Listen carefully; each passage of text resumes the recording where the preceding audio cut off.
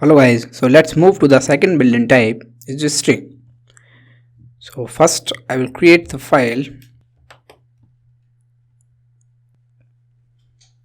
new Python module and a string test empty. Okay. First of all, we will see what is the problem with input when we are giving input using prompt or when we are taking the input from the user. Let's consider one variable is first name. We will use input,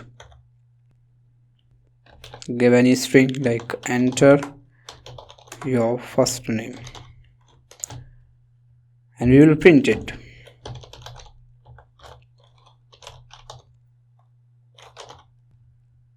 Let's run the program. So I will give the string like Vipul. Oops. So name error is coming. Like Vipul is not defined. So it is not accepting the Vipul string. So how we can use our string or how it will accept the string.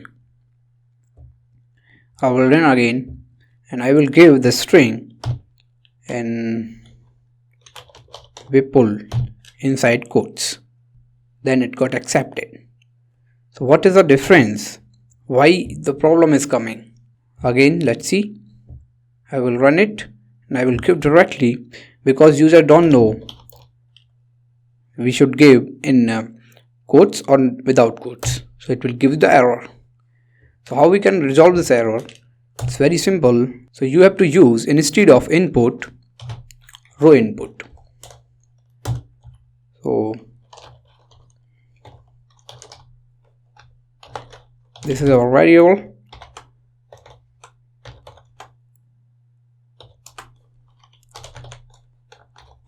Row input. Enter your first name. Let's see.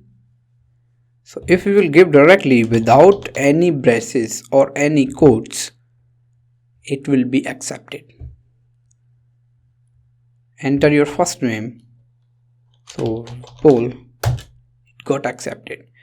So whenever you are using the string as an input, I will recommend please use row input instead of input. So this is the difference, input and row input. So let's move to the second topic is double quotes versus single quotes. So I will write one statement. We'll use double quotes hello and I will print it. So it got printed or accepted. So this is a string. If I will use single quotes, then also it will be accepted. So what is the difference between single quotes and double quotes? Both considered as a string. Why two things are came here? Because suppose we have some sentence like let's play. Okay, so I will write let's play. So here we are using apostrophe s. If we will use single quotes here, so it will not work. It will give you the syntax error. For that, we can use double quotes and we can make it like let's play. So it got accepted now. If you want to use single quotes, then how you will use? So I will write here single quotes. I will change double quotes to single quotes here also. And if you will use here backward slash, then you can use. So this feature also in Python and you can use directly. So there is no difference between single quotes and double quotes. You can use anyone, it's depend on you. So now we will move to the main string. We have one variable name equals like Jarin. How it will accept or how we can retrieve the character by character. So I will let you know. you have one variable name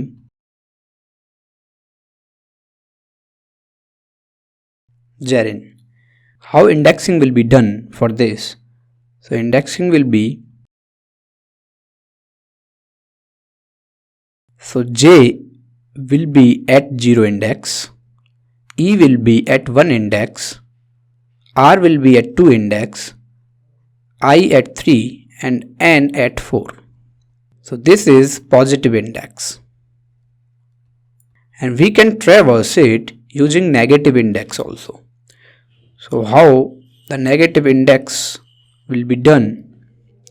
We will start from the last end using -1 and the second last -2, -3, -4 and -5. So this is the positive indexing and this one is negative indexing. Let's play with this indexing. So I will try to print the last element. How you can use square brackets and give the index. So index is 4. Like here, this is the 4 index. So at 4 index is n character. So just run the program. N. If you want to use negative indexing, let's see how we can retrieve the value using negative indexing. So negative indexing is -1 to -5. So this is the range. So I will give -1 like n. If I will give here like -6, so what will be the output? So the error is string out of range. So you can't access any value out of this range. So positive range is 0 to 4 and negative range is -1 to -5, or we can say -5 to -1. So like that we can access or indexing will be work. Now we will see how we can get the length of any string. So using len, this is the also methods. So this method we can use and we can give here name. So this is our variable. So it will give you, okay, I will change it to -2. Okay, so it will give you the length of this variable value. It is having Jaren. So the length of this string is 5. How? See, whenever we will use len, so it will start from 1, 2, 3, 4 and 5. So the length will be 5. And the last element location or index will be length -1. Like that indexing will work. Now we will use slicing. So how slicing will work? Let's see. Slicing is also a very interesting topic. So let's consider one variable like city equals Bangalore. And now we will use slicing. The simple funda is, if you want to slice it, so first of all I will start with indexing. So your value is Bangalore.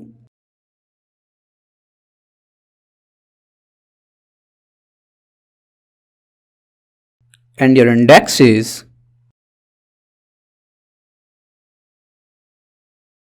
from 0 to 8. And if I will talk about negative indexing, then -1 to -9. Okay, so that's not a big deal. So we will slice using index.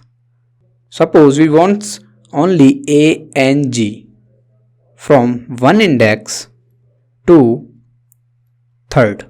So how we can get substring? Print your variable name and inside a square bracket separated by colon. So this will be your starting point. So starting point is 1. So you will give here 1 and the last point is 3. but you will give here 4 because it will accept 4 minus 1 means n minus 1. So when I will run this, so ENG, it's not A, it's E. So ENG, like that. We will give for slicing M colon N. So M is the starting point and N is end point minus 1. So if we will give the value of N is 4, so it will traverse till 3 and start point is 1 at index 1 to 3. Like that it will traverse. If we will not give anything in that, like instead of M or in place of N, so then it will start from start index and to last. Let's see the example. I will not use here value. So the output will be Bengaluru from starting to last point. So like that we can use the slicing, and if you will give here some value, so it will start from start, okay, from 0 index to n minus 1. Or if you will give here, so it will start from this to till end. So let's see that example also. I will give here 4. So it will start from B, 0 index to 3. And if I will give here value like 2, so it will start from second index to last. So like that we can traverse.